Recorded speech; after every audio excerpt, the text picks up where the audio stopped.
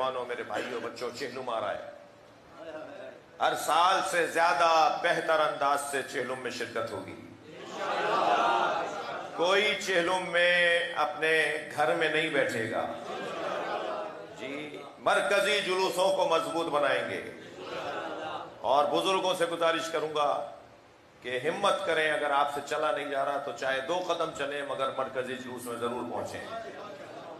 اور چہلم امام حسین پھر اس سال 40 عراق کا، کربلا کا پھر متاثر ہے۔ اب تک ویزے نہیں آئے ہیں، لوگوں کے ٹکٹس جو ہیں وہ متاثر ہو رہے ہیں اور تبدیل ہو رہے ہیں اور ضائع ہو رہے ہیں، اور پیسے ان کے، ظاہر ہے ہر شخص کے پاس اتنی دولت نہیں ہے کہ وہ دوبارہ سے ٹکٹ لے پائے گا، لہذا پھر اس دفعہ پچھلے دنوں جو عالمی سازش ہوئی عراق کے اندر بدامنی کسی طرح چہلم کو متاثر کیا جائے، تو انشاءاللہ چہلم متاثر نہیں ہوگا، لیکن ان کی کوشش یہی تھی۔ تو یہاں پاکستان میں شان سے، اور یہ بھی جملہ میں بولنے کا عادی نہیں ہوں کہ ریکارڈ توڑنا ہے، ہم ریکارڈ توڑنے کے لیے پیدا ہی نہیں ہوئے، ہم ریکارڈ بنانے کے لیے پیدا ہوئے۔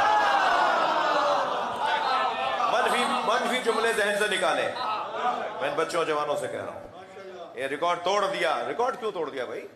اللہ ان کو سالم رکھے، اللہ ان کے درجات بلند کرے جنہوں نے ریکارڈ بنائے، انہوں نے اپنا ریکارڈ بنایا، آپ اپنا ریکارڈ بنائیں۔ یہ کیا بات ہوئی کہ 70 سال کا ریکارڈ توڑ دیا؟ کیوں توڑیں گے بھائی؟ ہم تو ان کے لیے فاتحہ پڑھ رہے ہیں جو ریکارڈ بنا کے گئے، ہم تو ان کے لیے دعائیں مغفرت کر رہے ہیں جو ریکارڈ بنا کر گئے۔